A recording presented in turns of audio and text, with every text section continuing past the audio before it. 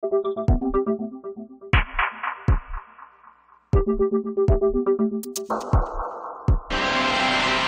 raw maaaring ibasura ng impeachment court ang reklamo laban kay Vice President Sara Duterte sa pamamagitan ng simple majority vote ng mga senator judge. Ayon po yan kay Senator-elect Panfilo Lacson. Pero maaari nga bang ibasura ang kaso kahit wala pang paglilitis? Nakatutok si Jonathan Andal. Katawa-tawa raw para kay incoming Senator Panfilo Lacson ang mga senator judge na nagmomosyon sa impeachment court. Hindi po pwedeng mag-move o mag-submit ng motion to dismiss ang isang senator judge kasi huwes kami. Hindi lamang sa mali, kundi improper, inappropriate. At katawa-tawa. Sasabihin ng judge, I move to dismiss. Pagkatapos siya rin ng pupupok, this case is dismissed. Hindi ba napaka-awkward? Reaksyon niya ni Lacson sa sinabi ni Senate President Chis Escudero na kung may senator judge na magmomosyon para i-dismiss ang impeachment complaint kay Vice President Sara Duterte, kahit wala pang trial, pwede na itong desisyonan sa simpleng majority vote lang. Ginawa na yan ni Senator Bato de la Rosa. Pero pwede nga bang ibasura ng impeachment court ang impeachment complaint kahit wala pang paglilitis? Mag-uusap-usap kami. Bago kami magbotohan, I'm sure, pagkakaroon kami ng diskusyon. Ano ba yung gagawin natin? Merong motion to dismiss.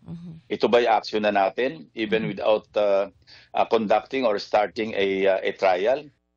Wala rin nakalagay sa ating konstitusyon, no, sa pagdating sa dismissal. Habang ginagawa nila itong impeachment proceedings, ay gumagawa rin sila ng sariling rules na wala sa Senate rules at wala rin sa konstitusyon. Saan ka naman nakakita ng korte na imbes na dinggin ang magkabilang panig, siya mismo ang magmo-motion to dismiss? So it is possible, but it is not proper at hindi karapat-dapat. Para kay Lacson, sundin na lang ang sinasabi ng konstitusyon, maglitis at humatol. Posible raw kasing mapahiya ang Senado kapag ibinasura nila kaagad ang impeachment complaint nang walang trial at nagpasaklolo sa Korte Suprema ang House Prosecution Panel. At the very least, we take the risk of being overturned by the Supreme Court. Nakakahiya yun. Kahapon, sinabi ng tagapagsalita ng House Prosecution Team na posible silang dumulog sa Korte Suprema kapag ibinasura ng Senate Impeachment Court ang kanilang impeachment complaint. Ang Supreme Court, as much as possible, ina-avoid yung mga political questions yan.